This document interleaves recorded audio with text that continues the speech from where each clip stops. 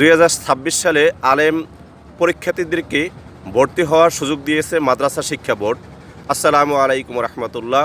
আলিয়া মাদ্রাসায় কর্মরত সম্মানিত প্রতিষ্ঠান প্রধানগণ এবং আমার সহকর্মী শিক্ষকবৃন্দ, পাশাপাশি 2024-25 শিক্ষাবর্ষে যে সমস্ত শিক্ষার্থীরা আলেম শ্রেণীতে ভর্তি হতে পারেনি, অর্থাৎ বাদ পড়েছে, যাদের পরীক্ষা আগামী বছর অর্থাৎ আগামী 26 সালে, সে সমস্ত বাদ পড়া শিক্ষার্থীদেরকে ভর্তি হওয়ার এবং রেজিস্ট্রেশন করার সুযোগ দিয়েছে মাদ্রাসা শিক্ষা বোর্ড।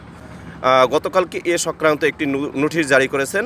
সেই নোটিশে তারা উল্লেখ করেছেন যে আগামী 14/2/2025 থেকে 25/2/2025 পর্যন্ত ফি জমা দেওয়া যাবে। অর্থাৎ শিক্ষা প্রতিষ্ঠানে আপনারা যোগাযোগ করে প্রত্যেক শিক্ষার্থী ভর্তি হতে পারবেন। শিক্ষা প্রতিষ্ঠানগুলো 27/2/2025 তারিখ পর্যন্ত ইসিপ অর্থাৎ তথ্য ফরম পূরণ করতে পারবে।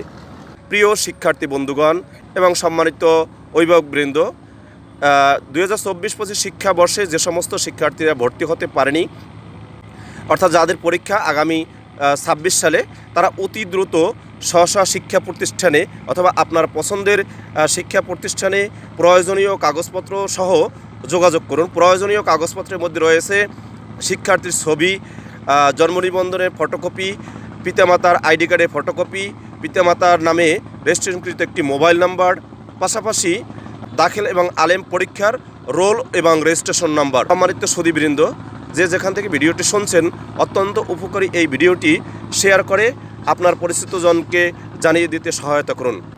গুরুত্বপূর্ণ এরকম ভিডিও পেতে আমার চ্যানেলটি সাবস্ক্রাইব এবং পেজটি ফলো করে রাখতে পারেন।